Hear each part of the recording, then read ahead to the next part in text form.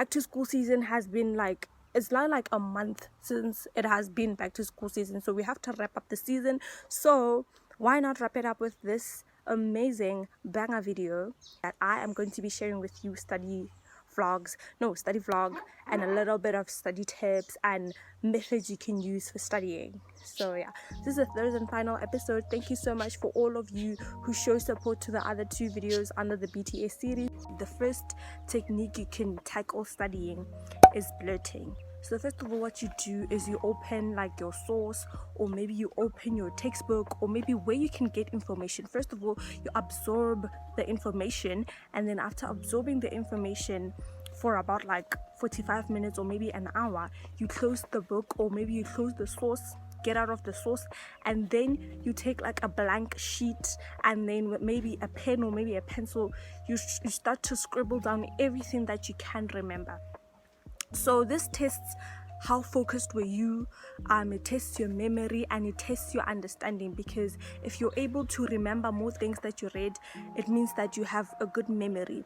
So start slow. The first few times when you're starting to do this technique, it's gonna be hard. Like, it's going to be to a point where you only remember 2 sentences, but it's okay. We want growth, we want it to progress. So it's a very, very good study method for people, because I use it too. And then after you have blurted out everything, you go to the source again, and then you see whether the information that you remembered is the same information that is in the source. Using active recall, you've probably heard of it, but I think that this is a very efficient study method, because you are actively in the lesson, you are actively engaging with the material that you are. Maybe you can have a chalkboard, those pep whiteboards, and then you can write down what you remember, you can recall what you remember, actively recalling what you remember.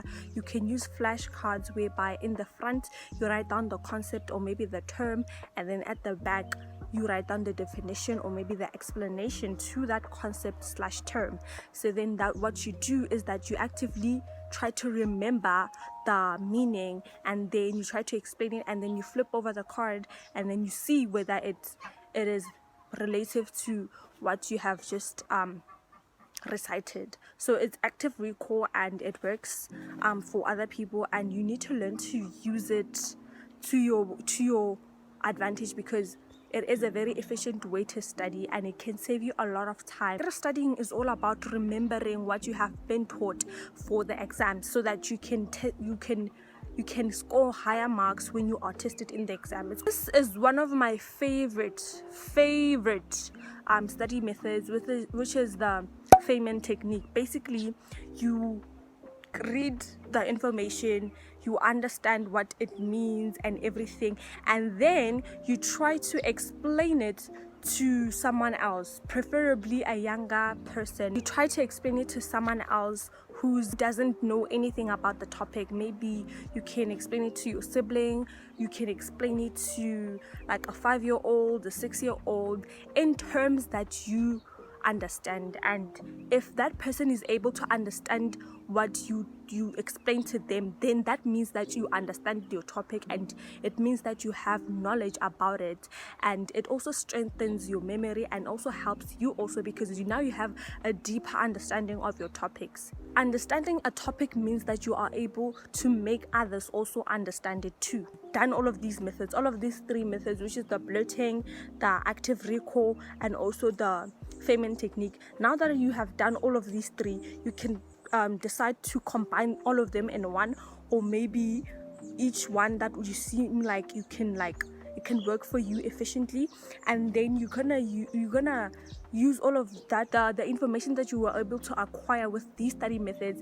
and then you're gonna try past papers. So as much as you can apply all of these methods, you can apply all of these methods that I've explained to in the video. It's also important to also look at the environment that you're studying in. As much as you have all of these good methods to study, you should make sure that you find a quiet place that you can study, a place where you will not get distracted when you're studying. And also you need to make sure that you give your brain efficient time to study.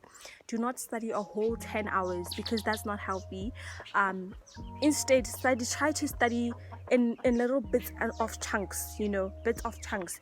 2 hour study session each day. You see what that's progress, that's small progress. Learning to studying efficiently in a small amount of time will help you and will work to your advantage. So that you take breaks, you give the brain rest, and then okay, now we're gonna go to the study vlog and go finish off the study vlog.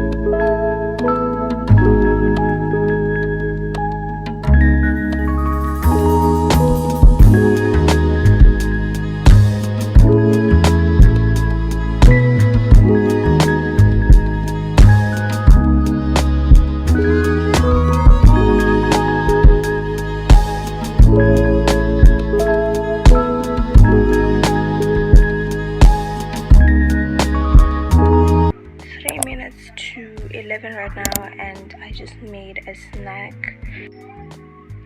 I've just done one thing on my to-do list. My goal is to do 2 more things and then go sleep, because sleep is kicking in. So yeah.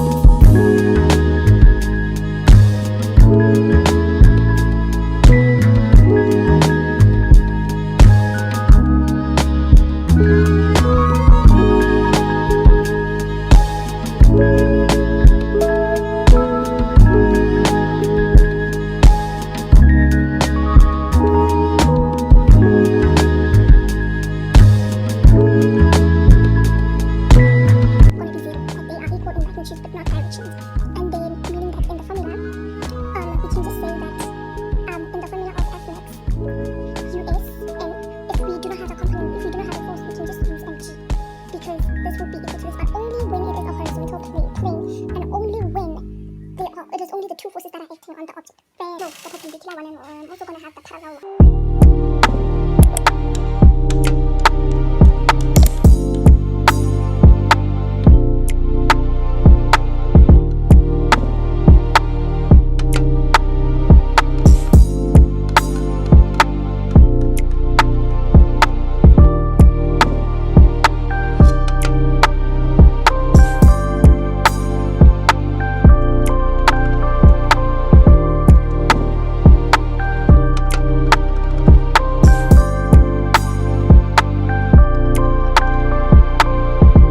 video. Obviously you can see what the schedule, it was a bit like disrupted a little bit, but I will do my best to keep posting consistently. And third episode of the BTS series, like it has been like a lot of time, it has been a while, and it has been near we have to wrap it up, like, and yeah, bye.